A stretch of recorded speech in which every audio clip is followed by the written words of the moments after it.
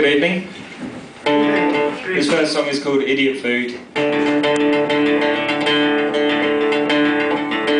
Been eating idiot food for 14 days. I've had diarrhea and stomach aches, but none of that compares to how ill I felt when we decided to call it a day.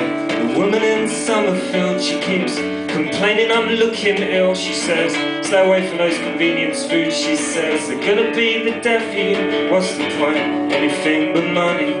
Gonna write a song like Coldplay. We're gonna creep into the top 40. We're gonna tour till we hate each other's guts. And the record companies facing mass redundancies, cause the second album fails to be everything it should. I say I'm sorry.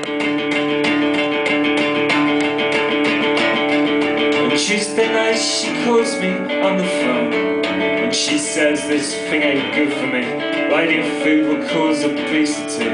This thing was always doomed to be something that would get inside of me and leave me incomplete, like Esther Ransom but without the teeth, or like, I don't know, a new order book with just 2 pictures of Peter Hook, and there's loads of Bernard Sumner, and that's okay, but somehow it feels wrong. It's like a greatest hits but without the hit song, which in their case will be Blue Monday. I imagine. Oh, what's the point? Anything with money. Gonna write a song like Coldplay. We're gonna creep into the top 40. We're gonna tour till we hate each other's guts. And the record companies facing mass redundancies, cause the second album fails to be everything it should. I say I'm sorry, disappear for maybe 12, maybe 15 years. Pretend we're dead perhaps. We can put all our cash into a trust fund under someone else's name and start again somewhere better, somewhere hotter. I'll learn the drums, you can learn the guitar. We'll write songs about things that don't really matter, about the way that our bodies are slowly growing fatter and the sun's too hot.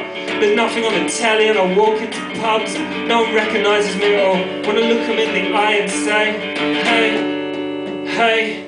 I was on Jules Holland for 2 or 3 weeks. I must have exchanged pleasantries with at least 3 members of the Kaiser Chiefs, and Jo Wiley was there, and she gave me a look that said, you'll never be great, but your songs are quite good. And me and Mike's boyfriend used to play him in bed. She said, I can't get the feeling from out of my head. She said, when you stood there on stage, you're still there beside me. I'm living in some kind of alternative reality, and we never had to split up the CDs, she said, or argue about which ones were his and which were mine. We're both doing fine.